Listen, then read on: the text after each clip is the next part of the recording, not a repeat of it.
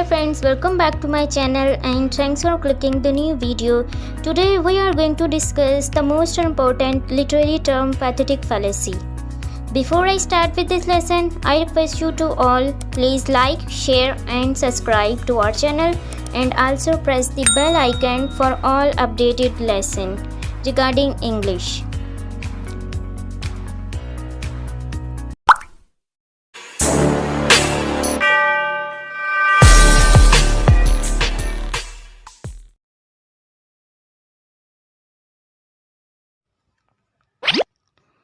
What is pathetic fallacy?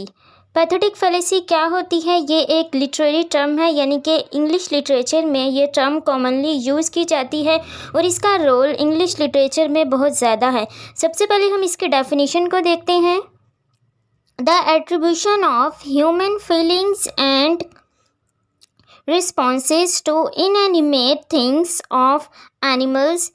Specially in art and literature, यानी कि जब आप अपनी फीलिंग्स यानी कि जो हमारी फीलिंग्स होती हैं, यानी इंसानों के जो जज्बात होते हैं, उनकी जो अंदर की कैफियत होती है, जब हम उसको किसी नेचर के ऑब्जेक्ट, एनिमल हो या कोई हमारे ऑब्जेक्ट हो जो नेचर से रिलेटेड होते हैं, उसके साथ जब हम उसको रिलेट कर देते हैं तो इसको हम पैथेटिक फैलेसी कहते हैं। जैसे कि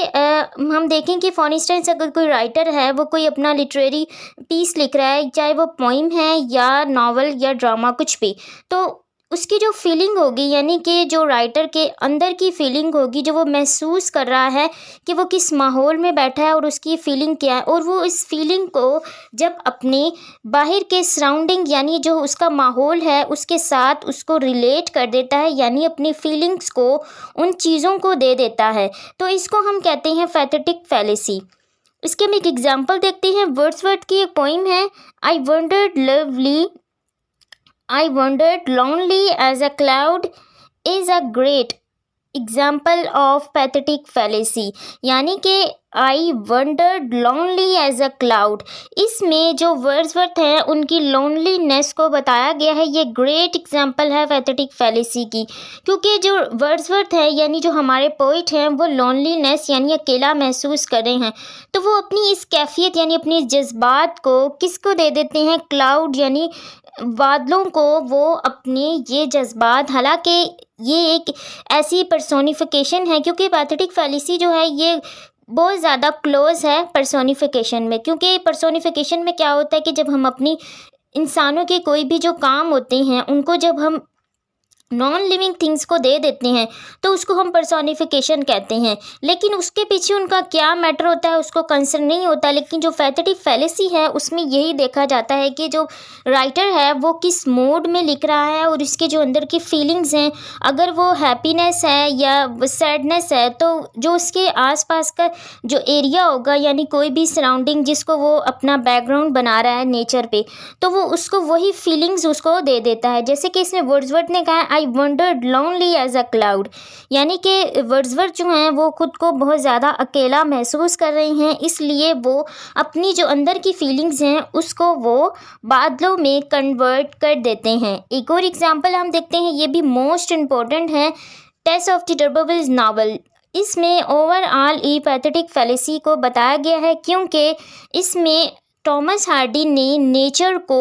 उसकी ब्यूटी के साथ साथ टेस की नेचर के साथ, यानी जो उसके अंदर इनर कॉन्फ्लिक्ट और उसकी सैडनेस चल रही होती है, जो कि इस नावल की हीरोइन हैं, उसकी जो फीलिंग्स हैं उसको नेचर के साथ इन्होंने रिलेट किया है। यानी जो टॉमस हार्डी थे अपनी फीलिंग्स को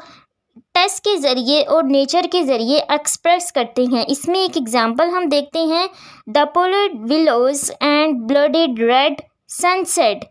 यानी कि ये जो लाइन है ये हमें बता रही है कि किस तरह टेस्ट की जो इनर कॉन्फ्लिक्ट है यानी उसकी सैडनेस जो थी वो किस तरह नेचर के साथ रिलेट की गई है ब्लडेड रेड सनसेट के साथ। यानी कि इन शॉर्ट पैथेटिक फैलेसी यही है कि जब कोई राइटर खुद को अपनी इनर कॉन्फ्लिक्ट यानी अपनी जो उसकी फीलिंग्स हैं वो किसी इनएनिमेट थिंग्स यानी नॉन लिविंग थिंग्स में कन्वर्ट कर देता है। जस्ट ये रीडर्स को बताने के लिए कि वो क्या फील कर रहा है, कि उसकी फीलिंग इस टाइम पर क्या थी जब वो ये आर्ट ऑफ पीस लिख रहा था। अगर इस टॉपिक से रिलेटेड कोई भी कन्फ्यूजन है तो काइंडली आप कमेंट बॉक्स में पूछ सकते हैं, क्योंकि ये टर्म्स जो होती हैं ये लिटरेचर में मोस्टली यूज़ की जाती हैं और इनके ऊपर क्वेश्चंस भी बनाए जाते हैं, क्योंकि लिटरेचर में मोस्टली यही बात की जाती है कि हमारे पास तो एक आर्ट ऑफ पीस होता है जो हमें रीड करना होता है, लेकिन जब हमें उसके बिहाइंड द सीन कुछ ऐसी फॉर्म्स यानी बताई जाती हैं जो कि हमें ये